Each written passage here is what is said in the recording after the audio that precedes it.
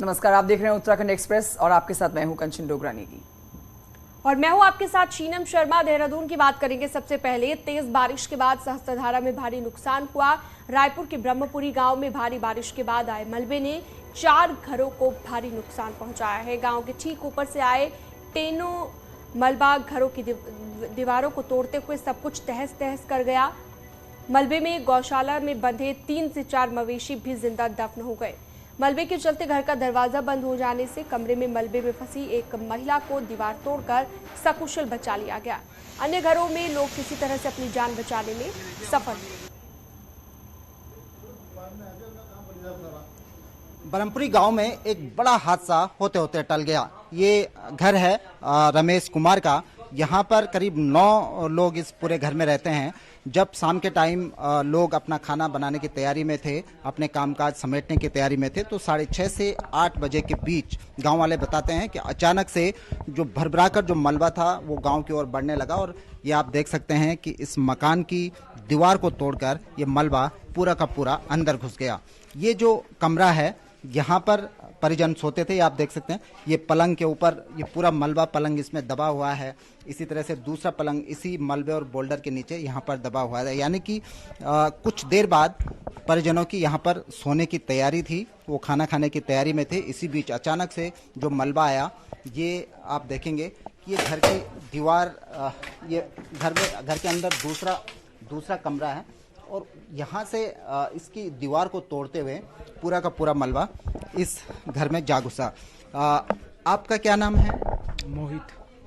मोहित, आप इसी रूम में सोते थे? नहीं, मेरा तो बगल वाला है, यहाँ पे भाई सोता है। भाई सोता। क्या हुआ था जब ये पूरा मलबा यहाँ पर?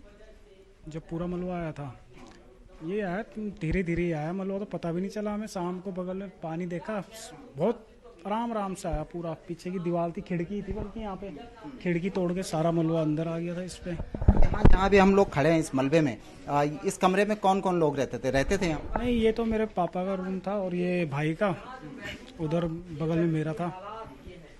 आप देख सकते हैं ये मोहित हैं जो इस रूम में यहाँ रहते थे, यहाँ सोते थे। इसके अलावा इस पूरे घर में 3 से 4 रूम है जो पूरी तरह से तबाह हो चुके हैं मलबे से।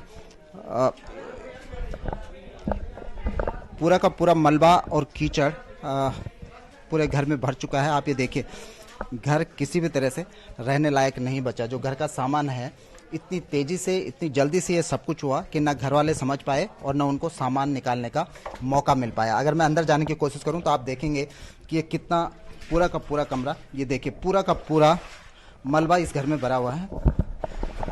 लोगों को अपने बेड, बिस्तर और यहाँ तक कि जो कॉपी किताब थी, जो अलमारियाँ थी, जो सामान था घर का, वो भी निकालने का मौका नहीं मिला। लेकिन शुक्र इतना रहा कि जो तमाम जिंदगियाँ इस घर में थी, करीब 9 लोग इस मकान में रहते थे, वो सकुशल बच गए। हालांकि मवेशी जरूर जिंदा दफन हो गए। जो परिवार वाले बताते हैं कि 3 से 4 मवेशी इसमें दब गए। ये किचन था जहाँ पर खाना बनाने का काम चल रहा था। घर के जो महिला सदस्य हैं वो यहाँ पर खाना बनाने की तैयारी कर रही थी। इसी बीच जब अचानक से आवाज़ आई, मलबा और पानी गांव की ओर बढ़ने लगा, तो लोग अपनी जान बचाकर यहाँ से भागे और कुछ ही देर में पूरा का पूरा मलबा इस मकान को तबाह करते हुए आगे बढ़ गया। सिर्फ इसी घर में नहीं, गांव के अन्य घरों में भी कुछ पर मौजूद हैं। यहाँ पर जो बरसाती गदेरा था वो उफान पर आया और गांव के कई घरों को भारी नुकसान पहुंचाते हुए आगे बढ़ गया। एक महिला इस मकान में फंसी रही। इसके अलावा 3 जो मवेशी थे वो इस मलबे में दब चुके हैं। महिला को हालांकि सुरक्षित निकाल लिया गया। आप देख सकते हैं ये घर है जहां पर लोग यहाँ रह रहे थे। अचानक जब बरसाती गदेरा उफान पर आया तो लोगों ने किसी तरह से अपनी जान बचाई। और आप देखेंगे, मैं कैमरा पर्सन से कहूंगा कि आप साथ साथ चलें। बगल वालों के घर में भी हुआ, जिला पंचायत के घर में भी हुआ जी, हर जगह हुआ। ये अचानक ये मलबा कैसे आ गया गाँव के ऊपर? क्या ऊपर कोई नाला है? चल रही है सर।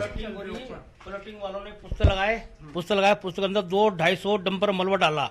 वो मलबा पुस्ते तोड़ के बाहर आ गया। इसलिए हमारे गांव का आज तक ऐसा नहीं हुआ। हमारे गांव में आज तक कम से कम 100 साल हमारे बुढ़े लोग भी रहे, 50 साल हमारी उम्र होगी, कभी हमने ऐसा मलबा नहीं देखा। इस घर में लगभग कितने लोग उस समय थे?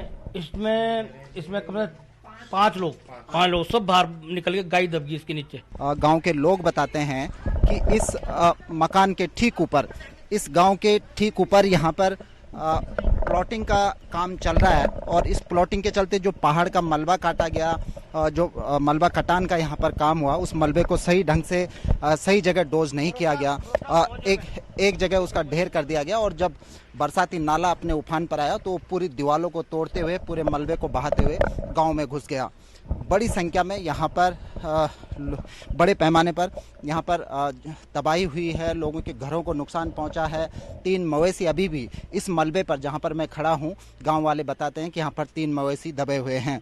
SDRF पुलिस प्रशासन यहाँ पर मौके पर पहुँचा, पूरे क्षेत्र का यहाँ पर निरीक्षण हो रहा है और ठीक इस गाँव के ऊपर अभी भी कई टन मलबा यहाँ पर जमा हुआ है, जिसको हटाने का काम लगातार जारी है। कैमरा पर्सन अमित कुमार के साथ सुनील नौप्रभात, न्यूज़ 18 ब्रह्मपुरी, देहरादून। तो भयावह तस्वीरें हैं, बस जानमाल का नुकसान नहीं हुआ, बाकी घर पूरी तरह से तबाह हो चुका है। उत्तरकाशी से भी एक बड़ी खबर आ रही है, जहां पर रात से लगातार बारिश हो रही है, जिसके चलते गंगोत्री और यमुनोत्री हाईवे पर कई जगह भूस्खलन हुआ है, जिससे हाईवे कई जगह बंद हो गया है। हम आपको बताएं कि यमुनोत्री हाईवे बड़कोट सकरोला के पास बंद है, तो वहीं गंगोत्री हाईवे बंदरकोट के पास बंद है। दोनों ही हाईवेों पर सुबह से यात्री फंसे हुए हैं।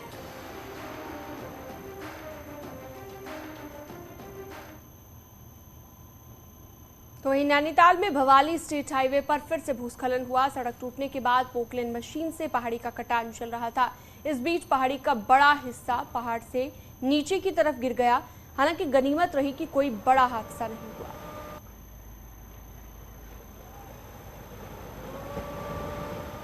तो लैंडस्लाइड से स्टेट हाईवे बंद हो गया। भूस्खलन की ये तस्वीरें आप देख सकते हैं और आए दिन यहाँ पर लैंडस्लाइड होने के चलते इसी तरह की दिक्कत आती है, लेकिन एक बड़ा हिस्सा जब पहाड़ी का गिरा तो ये रास्ता बंद हो गया।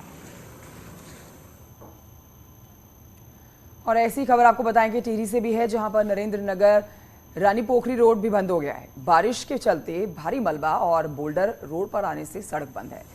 वहीं PWD नरेंद्र नगर की टीम रोड खोलने में जुटी हुई है, लेकिन भारी बारिश के चलते रोड खोलने में दिक्कतें भी आ रही हैं। चट्टान का पूरा मलबा अचानक से नीचे आ गया। तस्वीरें बेहद डरावनी हैं।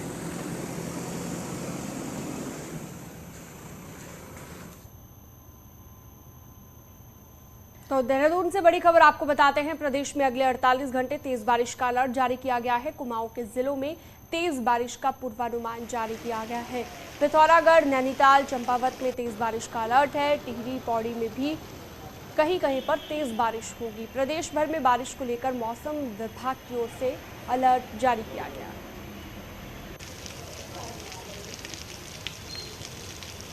देहरादून से दीपांकर भट्ट मेरे सहयोगी लाइव जुड़ गए हैं ज्यादा जानकारी के साथ।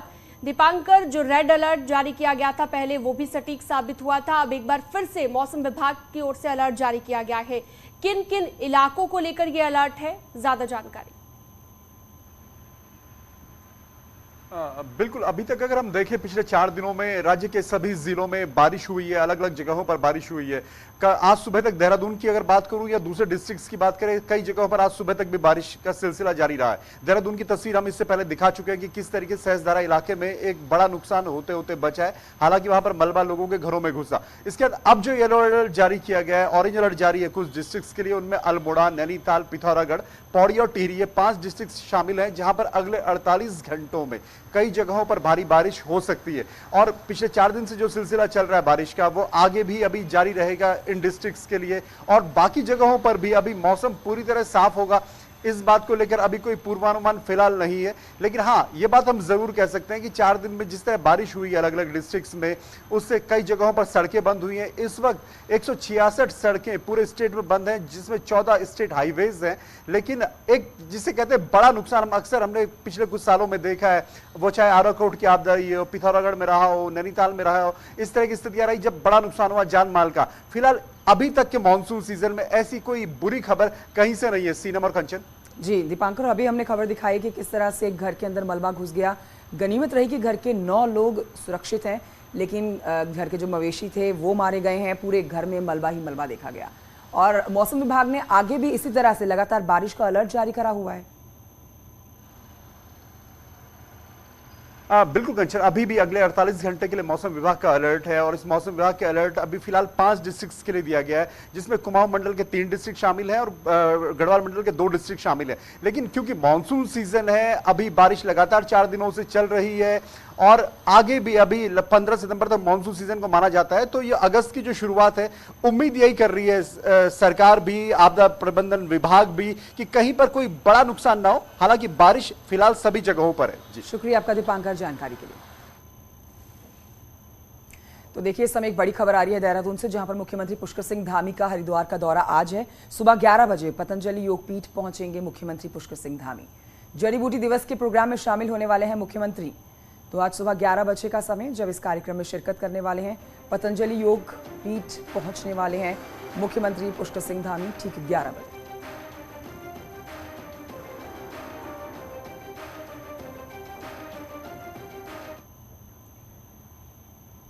और अगली खबर बागेश्वर से है। यहाँ पर संविदा पर तैनात एक डॉक्टर का एक लेटर वायरल हो रहा है, जिसमें वेतन देने की गुहार लगाई गई है। इतना ही नहीं, संविदा कर्मचारी ने ये भी लिखा है कि अब जहर खाने के भी पैसे नहीं बचे हैं। कपकोट में तैनात संविदा डॉक्टर्स को 2 महीने से वेतन नहीं मिला है, जिस पर केंद्र के प्रभारी चिकित्सा अधिकारी को लेटर लिखा गया है और वेतन देने की मांग उठाई गई है।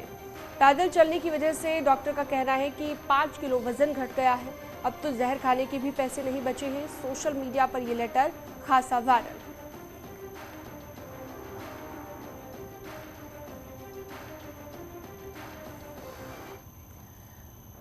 तो उधर चमोली से भी बड़ी खबर, जहां पर हेलेंग में घसियारी महिला से विवाद के मामले में अब बाल आयोग ने नोटिस जारी किया है। बाल आयोग ने चमोली के डीएम और एसपी से रिपोर्ट मांगी है।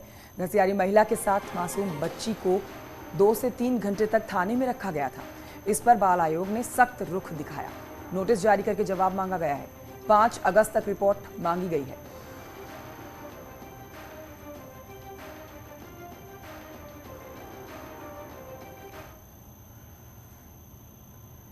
उत्तराखंड सरकार पशुओं को बेहतर चिकित्सा सुविधा उपलब्ध कराने के लिए एनिमल एम्बुलेंस सुविधा उपलब्ध कराने का फैसला ले चुकी है। ये सुविधा प्रदेश में 15 अगस्त से शुरू होगी, जो प्रदेश में चल रही 108 की तर्ज पर निःशुल्क चलेगी। वही निःशुल्क एनिमल एम्बुलेंस का पूरा बजट केंद्र सरकार उठाएगी।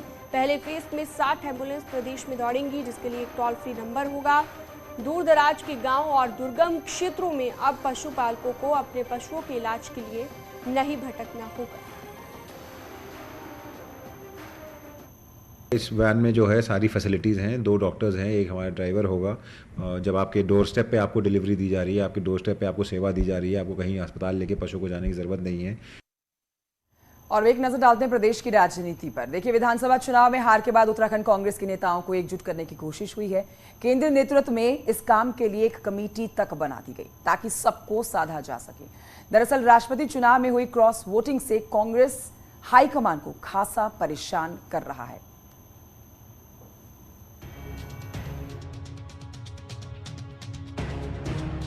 उत्तराखंड कांग्रेस विधानसभा चुनाव हार गई। राष्ट्रपति चुनाव में कांग्रेस विधायक ने क्रॉस वोटिंग कर दी। बड़े नेताओं के बीच शीत युद्ध जारी है। इन्हीं हालातों को सुधारने के लिए उत्तराखंड में कांग्रेस की पॉलिटिकल अफेयर्स कमेटी बनाई गई है। ये कमेटी जहां नेताओं और कार्यकर्ताओं में कोऑर्डिनेशन बनाने का काम करेगी, वहीं कैसे पार्टी की हालत सुधर सकती है, ये भी पॉलिटिकल अफेयर्स कमेटी के सदस्यों को सोचना होगा।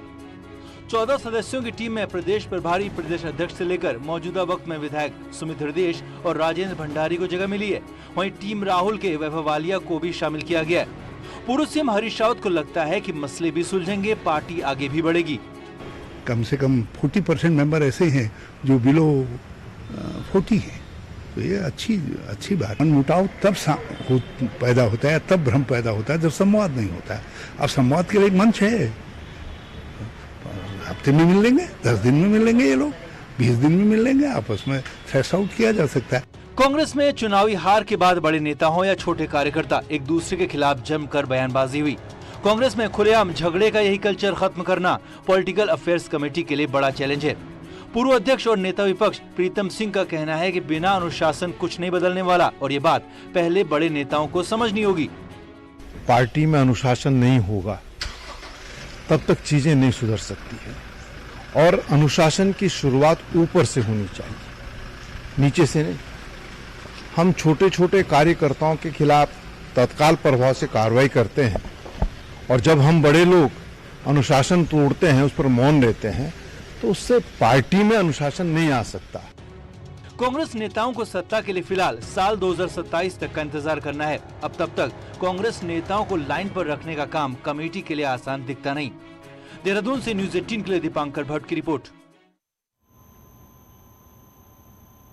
5 अगस्त को कांग्रेस ने राजभवन कूच का ऐलान किया है, जिसके लिए कांग्रेस के प्रदेश अध्यक्ष की तरफ से सोशल मीडिया में भी पोस्टर शेयर किए गए हैं और इसके लिए पोस्टर से पूर्व सीएम हरीश रावत का फोटो गायब कर दिया है, जबकि सोनिया गांधी, राहुल गांधी के साथ ही प्रदेश प्रभारी देवेंद्र यादव, नेता प्रतिपक्ष यशपाल आर्या और उपनेता प्रतिपक्ष भुवन कापड़ी की फोटो लगाई गई है, जिस पर करण माहरा पार्टी के अंदर की कटघरे में खड़े हुए नजर आ रहे हैं। हल्द्वानी से कांग्रेस के विधायक सुमित हृदेश ने कहा कि बड़े नेताओं की फोटो आधिकारिक पोस्टरों पर लगनी ही चाहिए, ये कांग्रेस की पुरानी परंपरा है। मेरे हिसाब से सबकी तस्वीरें लगाए, ये तो सारे जितने हमारे राजनीति के ये हमारे गुरु लोग हैं और जिन लोगों से हम लोग सीखते हैं, तो उनकी अवश्य उनके सम्मान में उनकी तस्वीर भी लगनी चाहिए। और आइए बात करते हैं कोरोना की। उत्तराखंड में लगातार बढ़ रही कोरोना की रफ्तार फिर से लोगों को डराने लगी है। राज्य में कल भी कोविड से 3 लोगों की मौत हुई है और 309 नए कोरोना केसेस आए हैं। हालांकि इस दौरान 434 लोग रिकवर भी किए हैं। राज्य में एक्टिव कोविड केसेस का आंकड़ा बढ़कर 1790 पहुंच चुका है।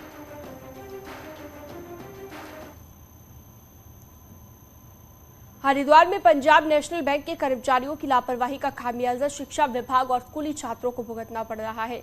छात्रों को टैबलेट खरीदने के लिए सरकार की ओर से दी जाने वाली धनराशि के बैंक खातों में ट्रांसफर होने पर बड़े पैमाने पर गड़बड़ी सामने आई है, जिसमें पीएनबी की रोशनाबाद ब्रांच के कर्मचारियों ने कुछ छात्रों के एक ही बैंक खाते में 10 बार टैबलेट का पैसा ट्रांसफर कर दिया और कुछ पात्र छात्रों को पैसा मिल ही नहीं पाया है। हालांकि बैंक अधिकारियों को इसकी जानकारी मिलने पर तुरंत पैसे ट्रांसफर की प्रक्रिया को रोका गया और गलत भुगतान की रिकवरी भी शुरू की गई। 1200 बच्चों को 12,000 के हिसाब से जो ब्रांच है रोशनाबाद की, उसकी गलती से हमको ये खामियाजा भुगतना पड़ा कि बैंक ने 84 लाख वसूली न होने तक सारे ट्रांजैक्शन सारे ट्रांसफर रोक दिए और इसमें पूरा लगभग 3 हफ्ते से लेकर 1 महीने का विलम्ब किया। ये कौन? उधर आपको बताएं कि शिक्षा विभाग में ट्रांसफर को लेकर खासे विवाद होते रहे हैं। हालांकि इस बार ज्यादातर टीचर्स का दूरस्थ इलाकों से शहरी इलाकों में ट्रांसफर कर दिया गया। कई टीचर 25 सालों से तो कई टीचर 20 साल से दुर्गम इलाकों से पढ़ा रहे थे, लेकिन अब हालत यह है कि ट्रांसफर के बाद भी कई टीचर ऐसे हैं जो कि सुगम जगहों पर नहीं जाना चाहते। कुछ टीचर्स का कहना है कि अब वो रिटायरमेंट के करीब हैं और अब जगह नहीं बदलना चाहते, तो कुछ टीचर्स ऐसे हैं जिन्होंने आसपास ही घर बना लिया है, जबकि कुछ ने माता पिता की तबीयत का हवाला दिया है। हालांकि शिक्षा विभाग ने ऐसे 300 टीचर्स की मांग को मना कर दिया है, उनके ट्रांसफर को रोक दिया है। ये प्रश्न किया है। मैं 32 साल तक दुर्गम क्षेत्र के विद्यालयों में ही कार्य किया है और 23 जून 2023 को मेरा रिटायरमेंट है, सेवानिवृत्ति की तिथि है। 1 वर्ष का समय रहा हुआ है। तो अलग अलग जनपदों से इस तरह की मांग आई थी, तो हमने उनको अनुमति दे दी थी कि जो दुर्गम में रहना चाह रहे हैं दुर्गम में ही रह लें। बागेश्वर में जैन करास गांव आज तक सड़क से नहीं जुड़ पाया है। सड़क के लिए लोगों ने आमरण अनशन तक किया।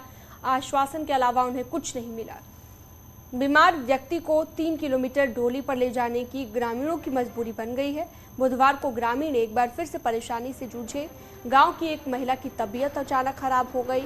परिजन उसे डोली में 3 किलोमीटर दूर सड़क तक डोली में लाए, जिसके बाद उसे चिकित्सालय ले जाया गया। बीमार की अवस्था में उसे डोल के और पालकी में ले जा रहे हैं। उसके बाद 2 किलोमीटर को डामरीकरण कर दिया और 5 किलोमीटर का आगे का वो ऐसी है जो परसों